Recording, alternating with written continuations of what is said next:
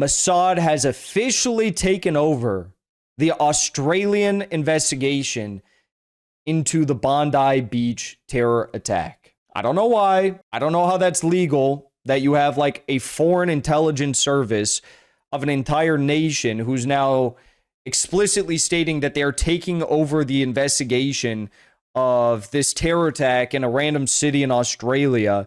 But that is now what we are seeing.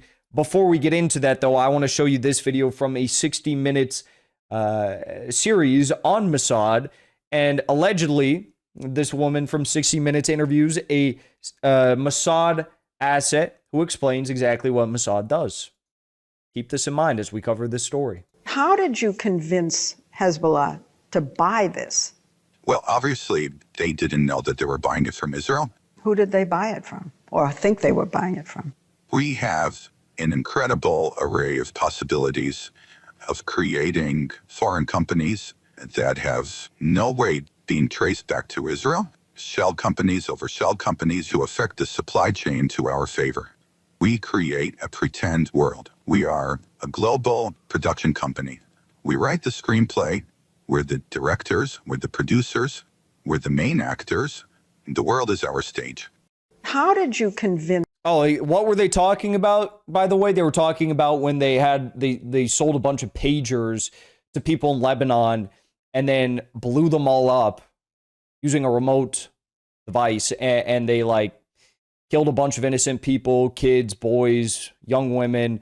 People got their eyes blown off, hands blown off, genitalia blown off, innocent people, and Lebanese resistance individuals. You know, it's just a terror attack, and they're saying, yeah, you know, this is like theater. We're playing a game. Mossad. We are a global production company. We write the screenplay. We are the directors. We're the producers, and we are the main actors. Keep that in mind. Keep this in mind as well. Candace Owens said they have been signaling that a 9/11 style attack is coming the second week of December. Save this tweet. It will age well. Everyone started to make fun of her.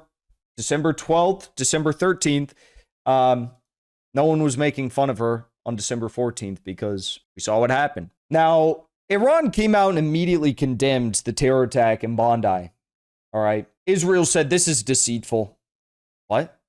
It's deceitful? You'd only say that if you were getting ready to blame Iran for the attack, even though you've got no proof, right? Even though Iran also thinks this is disgusting. You'd only say that if you're getting ready to blame Iran, but that's what Israel came out and immediately said. Oh, this is so deceitful. Why would you condemn this, Iran? So deceitful. We know you were behind it.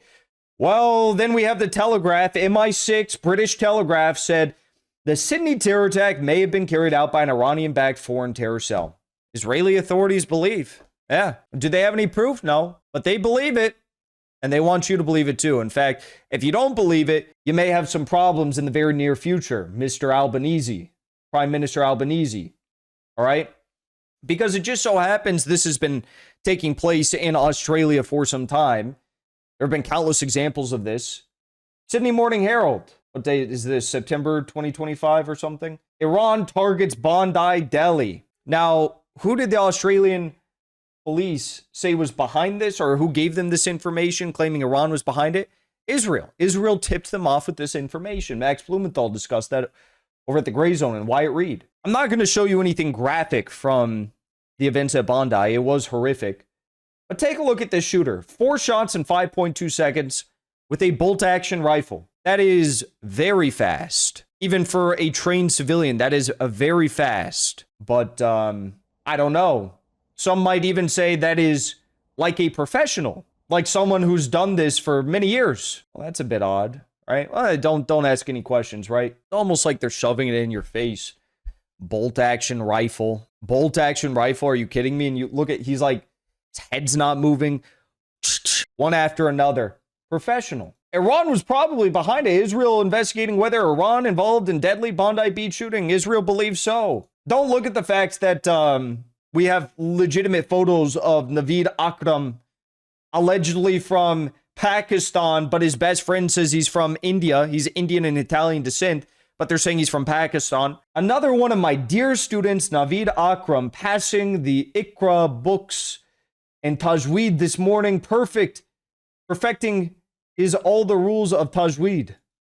Yeah, the only problem with claiming he's Iranian, he's an Iranian Shia theocratic terrorist, is that he's actually a Wahhabi Salafist, right? He came either from India or straight out of the CIA, Saudi-funded Salafist indoctrination cells in Pakistan, in the north of Pakistan, and he actually hates Iran. These guys hate Iran, right? Who do you think Iran? Who do you think the Iranian proxies?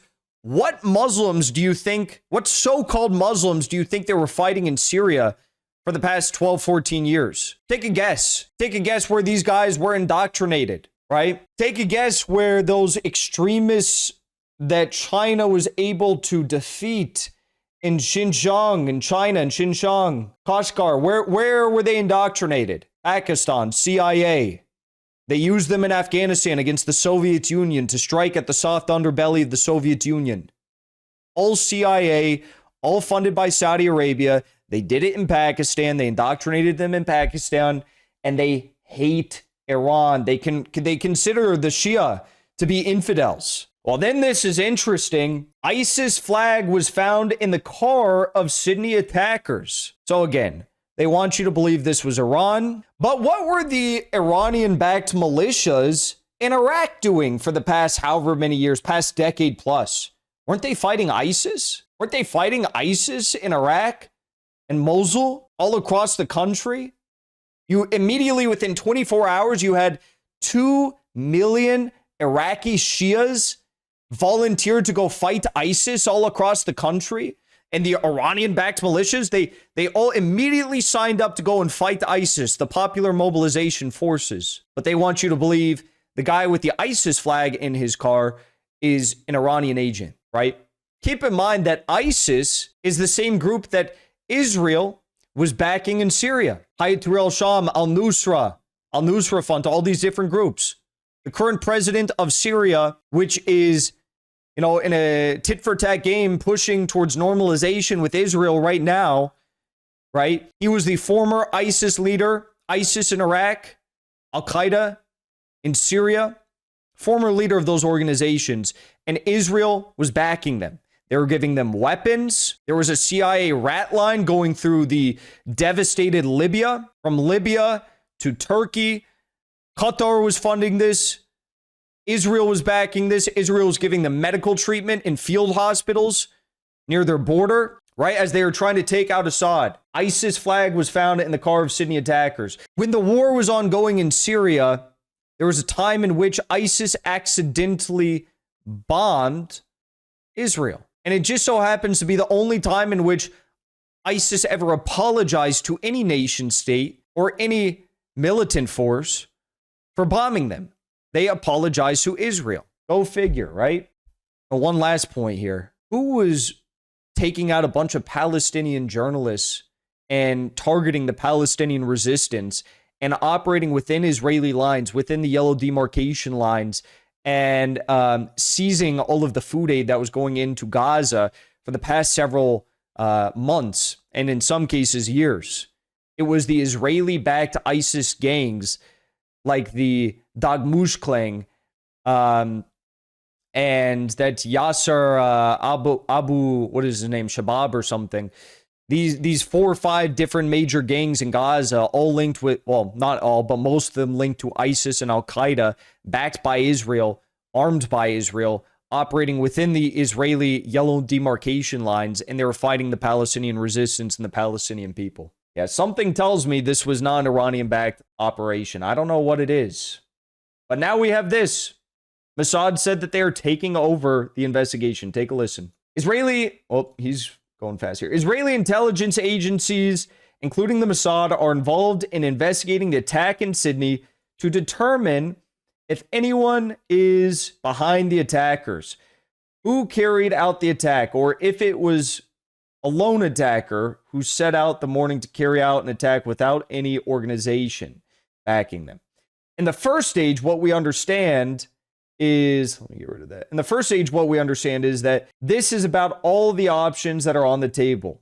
That is to say, it is about a local organization. Either Iran is behind these attackers, or the informant mentioned to you earlier today the possibility that Hezbollah is behind these terrorists, which they say is an Iranian proxy. Hezbollah is behind these terrorists. That is to say, right now, we really need to say all possibilities are being checked that Iran or Hezbollah are behind these attacks. Oh, that's great. So Mossad is on the trail, folks. They're looking into all the possibilities. Either Iran was behind this or Hezbollah was behind this. They're looking into all the possibilities. Yeah, Hezbollah, who was also fighting ISIS in Syria for years on end, but leave that to the side. Don't look at that. I love that. I love how like I-24 Israeli news, the major news station, this is what you get. Well, we got a lot of options here, folks. The lone attacker, or maybe it was an organization, but it was either Hezbollah or Iran. We're looking into all options. Hezbollah or Iran was behind this. Again, I started this live stream today saying we are living in a matrix, and whatever stories Mossad, whatever theater, whatever production Mossad is coming up with, it's getting a rotten on the tomato meter. This is not getting a shiny red tomato on the tomato meter. That's for sure. Tim Anderson, good friend, he writes, Mossad wants to sabotage Australian investigation of the Bondi shooting. Will they succeed in fooling us that Iran was behind the ISIS-linked terrorism? ISIS ideology is fanatically anti-Iran. Everyone knows that. Financial Review, Israel joins Bondi terror probe as calls grow for ASIO review. Why the hell is Mossad, a foreign intelligence service of the state of Israel, joining the investigation of a terrorist attack in Bondi? Why?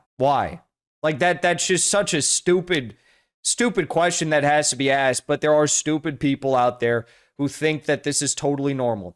And by the way, I might mention that in the first 48 hours after the assassination of Charlie Kirk, Kash Patel, not Kash Patel, I believe it was the deputy director of the FBI, or one of the deputy directors, he came out on MSNBC and said that foreign intelligence was assisting in the Charlie Kirk assassination investigation. Which foreign intelligence? Oh, we never got the answer to that. Never got the answer to that one. Which foreign intelligence agency or agencies was assisting in the Charlie Kirk investigation in the 24 to 48 hours, potentially still to this day after the attack? We never got that answer. But we know for a fact that Mossad is very quick to rush to the defense of the ASIO and make sure that they get the story right. It's either Iran or Hezbollah, right? Natalie Morris, another friend, said, we should ask why Mossad is involved in this investigation at all. This attack had nothing to do with Israel. It was an attack on Australians, on Australian soil. Israel claims responsibility for Jewish people worldwide, but that claim has no legal or jurisdictional basis. This would be like an African country investigating the Buffalo, New York supermarket shooting because the victims were black.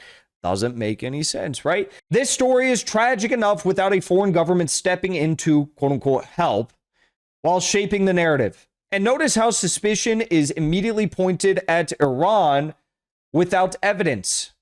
May have been Iran, possible links, hallmarks of Iran likely to be behind it. Yeah, suspicion falls on Iran for Bondi Beach terror. Give me a break. Give me a break. Come on. You can't believe that. I can't believe that they are actually allowing Mossad to move forward with this. But it's only going to end up with one outcome. Sorry, two outcomes, either Iran or Hezbollah. You know who I actually think it was? I actually think it was the ghost of Yahya Sinwar who was responsible. Yeah, how about that? Before you leave, I want to say thank you for the support, because after 2 years of being banned, we are finally back home on YouTube. So be sure to subscribe to our channel and also join as a member on our channel using the link at the top of the description. I rely on the generous support of viewers like yourself to get the truth out to as many people as possible. You can also support the show on Locals or Give Sin Go. The mainstream media and the powers that be are never going to stop attacking us for bringing the truth to as many people as we do. Thank you so much for your support.